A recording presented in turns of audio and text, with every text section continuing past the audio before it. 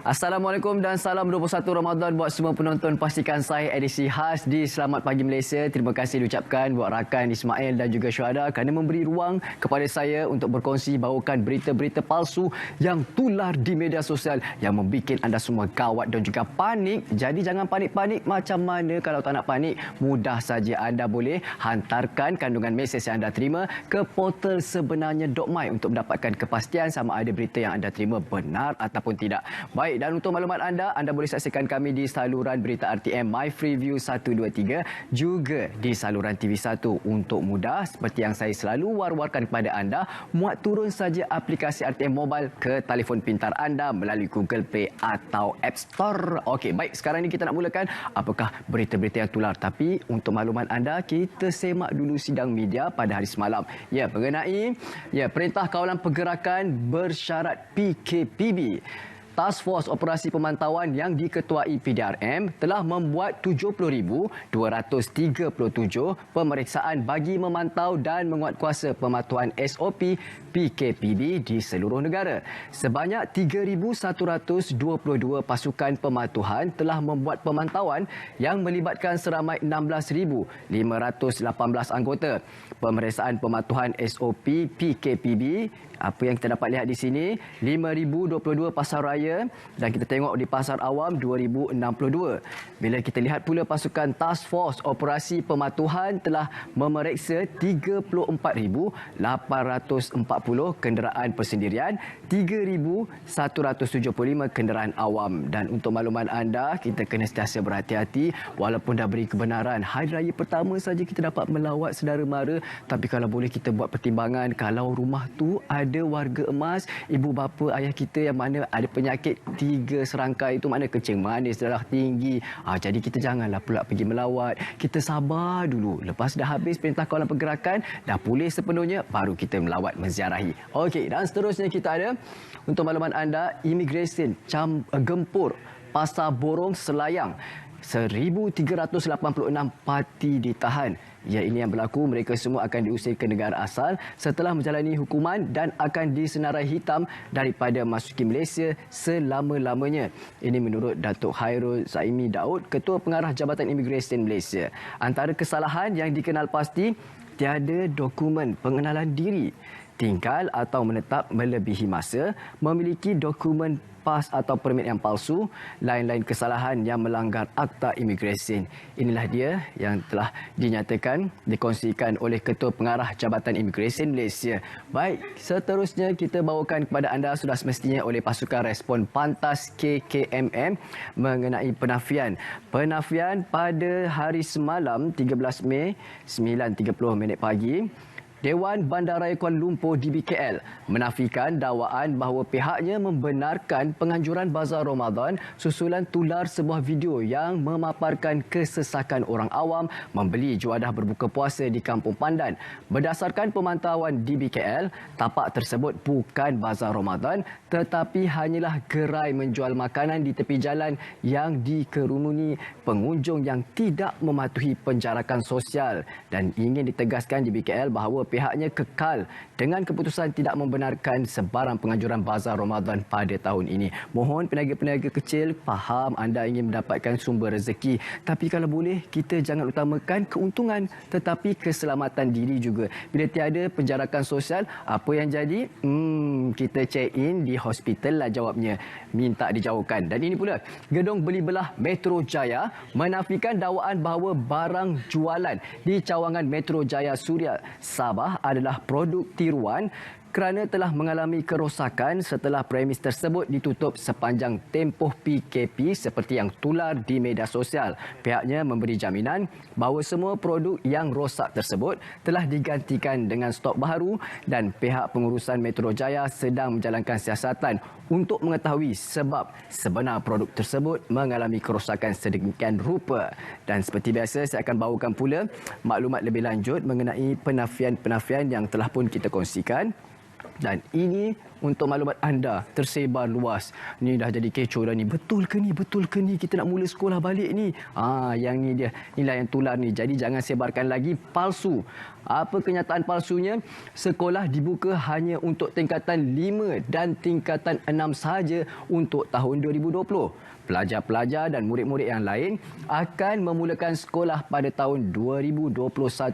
Berita yang tular mengenai pembukaan sekolah seperti yang tersebar adalah palsu dan Kementerian Pendidikan Malaysia hanya akan mengeluarkan kenyataan rasmi sekiranya terdapat sebarang pemakluman baharu. Kita sambung lagi mengenai isu ini apabila ramai yang telah pun berkongsi. Bijak pandai dah sekarang penonton, pastikan saya. Maknanya nak dapatkan kepastian, anda hantarkan ke portal sebenarnya.my. Mari kita tengok penjelasannya. Ya, bila anda menghantar berita untuk mendapatkan kepastian dan di portal sebenarnya.my inilah akan mengeluarkan jawapan sama ada benar ataupun tidak. Dan ini telah terbukti menurut Kementerian Pendidikan Malaysia KPM, berita yang telah berkenaan pembukaan semula pun boleh, banyak main simul ni. Okey, dan ini berita yang telah berkenaan pembukaan semula sekolah seperti yang tersebar adalah palsu. Jangan percaya. Kementerian Pendidikan Malaysia hanya akan mengeluarkan kenyataan rasmi sekiranya terdapat sebarang pemakluman baharu. Jadi kita sudah jelas di situ. Adik-adik sabar dulu ya. Selalunya hari Isnin Monday blues, bila dah dapat cuti panjang ni tak sabar nak sekolah. Baguslah macam tu, ada semangat. Tapi sekarang kita mudah. Kita ada sistem pembelajaran dalam talian. Jadi ramai-ramailah sertai untuk dapatkan ilmu yang lebih banyak. Baik, kita terusnya kita ada dakwaan. Dakwaan terdapat kes positif COVID-19 di Pasar Awam Kuala Pilah dan mempunyai kaitan dengan kluster kilang ayam di Rombau adalah tidak benar. Ni membongak lagi ni.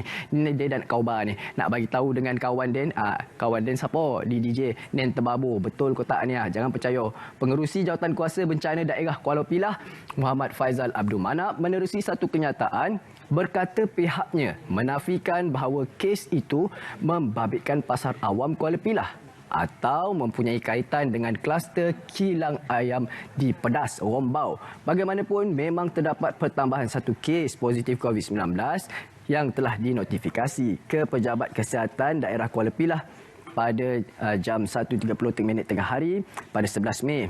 Dan ini menjadikan jumlah kumulatif positif COVID-19 di daerah ini sebanyak 7 kes. Dan pihak berkaitan sedang menjalankan siasatan untuk mencari punca jangkitan dan sehingga ke hari ini 13 Mei iaitu pada hari semalam tiada lagi kes yang membabitkan peniaga Pasar Awam Kuala Pilah. Jadi jangan sebarkan lagi ni apa antara contoh palsu dia. Bila kita tengok dia maklumkan ni di Facebook, di Facebook, di WhatsApp disebarkan lagi makluman hari ini kes COVID-19 di Pasar Pilah telah dikesan. Pembawa dibawa dari kluster Rombau. Dia sebut pula Rombau. Kena tunggu keputusan sehingga saringan telah pun dibuat. Hari ini sesiapa yang pergi ke Pasar Pilah, hati-hati ya, dah takut dah pula orang nak pergi. Memanglah kita kena berjaga-jaga, tapi ini menyebabkan orang panik. Kita tidak mahu. Hentikan spekulasi, hapuskan berita yang tidak pasti. Tak pasti, jangan sekali-sekali kongsi ya. Dan kita ada penjelasan. Jabatan Insolvensi Malaysia tiada kaitan dengan urusan wang tidak dituntut. Tahu tak korang? Boleh cek wang tidak dituntut. Dan boleh buat tuntutan. Try lah cek ni, dapat ada 3,000 ke apa. Dia suruh satu register di website. Semak ikut IC. Bahaya, saya dah pesan selalu. Jangan sebarangan kongsi maklumat peribadi anda dengan mana-mana pihak. Bila kita nampak dah tertera, minta nombor IC dan juga IC kawan-kawan pun jangan. Kita nak intai-intai ke apa, kita masukkan IC. Itu dah menyebabkan orang boleh mudah untuk mengambil kesempatan. Dan Jabatan Insolvensi Malaysia, MDI, dengan ini menafikan kenyataan viral yang telah tersebar melalui media sosial berhubung semakan wang tak dituntut WTD yang boleh disemak di laman sesawang Jabatan Akauntan Malaysia JANM, iaitu di yang tertera ini laman sesawangnya, dan kemudian dituntut di MDI. Dan WTD yang disemak di laman sesawang tersebut adalah di bawah tanggungjawab JANM dan ianya tidak berkaitan serta tidak boleh dituntut di MDI. Jadi jangan sebarkan berita palsu, mohon semua. Di bulan Ramadan ni kita banyakkan baca Al-Quran, ya. Maknanya dalam 10 Ramadan terakhir ni kita pasang lampu pelita. Yang tu pula yang diingatnya. Kita banyakkan lagi ibadah-ibadah sunat kita. Itu yang seharusnya kita lakukan. Jangan sebarkan berita palsu. Dan ini kita ada edaran. Edaran dokumen SOP sambutan perayaan semasa PKPB yang tular di media sosial adalah tidak sahih. Ya, ini pun saya dah kongsikan, tapi masih lagi ramai yang kongsikan slide ni. Mana ada lambang MKN. Ini adalah tidak benar. MKN tidak mengeluarkan sebarang SOP untuk perayaan.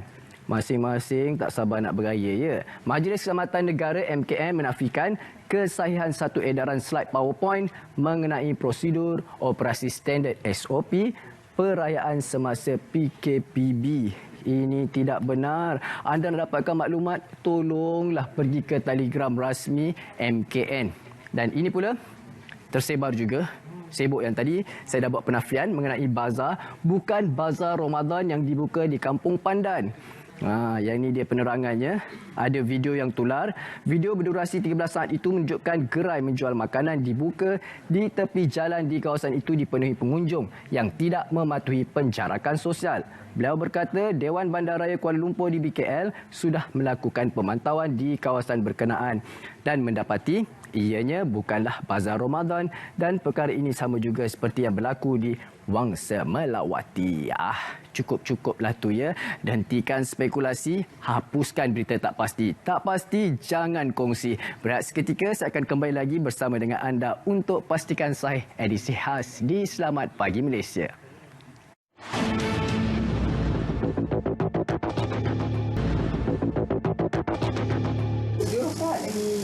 Tibanya Syawal. Untuk pengetahuan anda, radio-radio RTM dah bermula hari ini, dah boleh siarkan lagu raya. Tapi berperingkat, janganlah minta saya ada pengalaman dia bekerja dengan di Radio Nasional FM. Ramai yang tak sabar-sabar nak dengar lagu raya kan. Janganlah. Setiap masa, kita gila-gila lah. Ada masa lagi ni kan. Okey, baik, sekarang ini saya ingin war-warkan kepada anda. Jangan lupa, malam ini kita ada Bicara Naratif. Bicara Naratif, norma baharu. Perkhidmatan awam bersama Datuk Seri Muhammad Zuki Ali, Ketua Setiausaha Negara. Pada malam ini pukul 9 malam hingga 10 malam melalui saluran My Freeview 123 juga di saluran TV1. Anda boleh tengok juga di My Freeview dan juga MyClick. myclick.rtm.gov.my pun ada dan kita ada di Facebook Live Berita RTM. Ayuh sama-sama kita saksikan pada malam ini, ya. Dan ini pula tempoh rayuan BPN dilanjutkan sehingga 31 Mei 2020. Yahoo! Mana-mana kawan yang tak dapat tu kan, Allah kesian sedih, dia berkata dengan saya tak dapat BPN. Kita cuba lagi, doa banyak-banyak bulan Ramadan ni, mana tahu rezeki kita kan. Jadi ditambah lagi sampai 31 Mei. Tersenyum abang-abang dekat rumah tu, ya. Akak-akak pun seronok lah, ya. Dapat tudung beli mahal, tudung-tudung kalis api. Okey, dan seterusnya kita ada pemakluman tarikh semakan keputusan tawaran kemasukan murid ke tingkatan 6 semester 1 tahun 2020.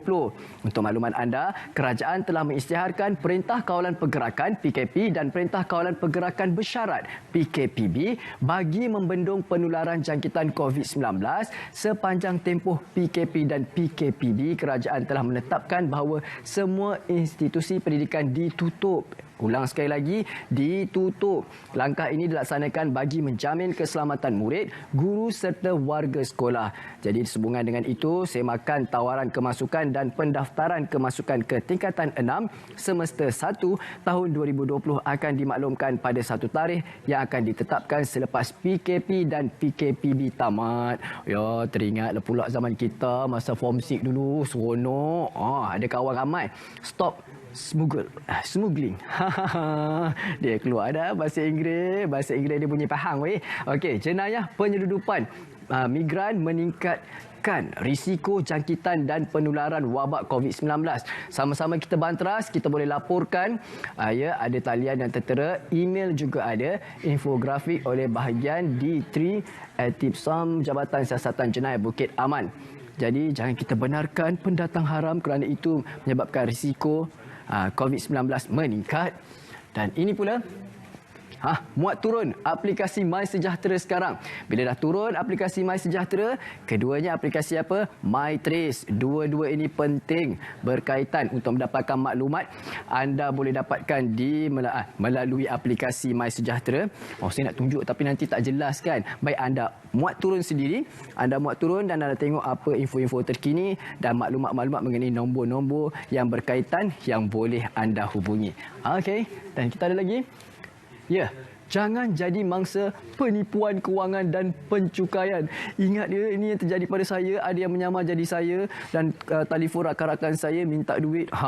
Jadi kena hati-hati bila melibatkan kewangan dan juga maklumat peribadi anda. Jangan beri. Jangan dedahkan maklumat sulit kewangan dan percukaian kepada mereka yang diragui statusnya. Ingat, kita kena jaga maklumat peribadi kita. Kalau kita tak jaga, siapa lagi? Nanti orang lain pula yang untung, kita yang dalam kesedihan. Okey, baik, sampai di sini saja saya dapat temani anda. Jangan risau, pada pukul 6.30 petang kita akan kembali untuk bawakan berita-berita terkini khas buat anda penonton Pastikan Sahih. Baik, sampai di sini saja kita berehat seketika. Selepas kita berehat, kembali semula bersama dengan rakan Ismail Adnan dan juga Syuhada. Assalamualaikum dan salam Ramadan.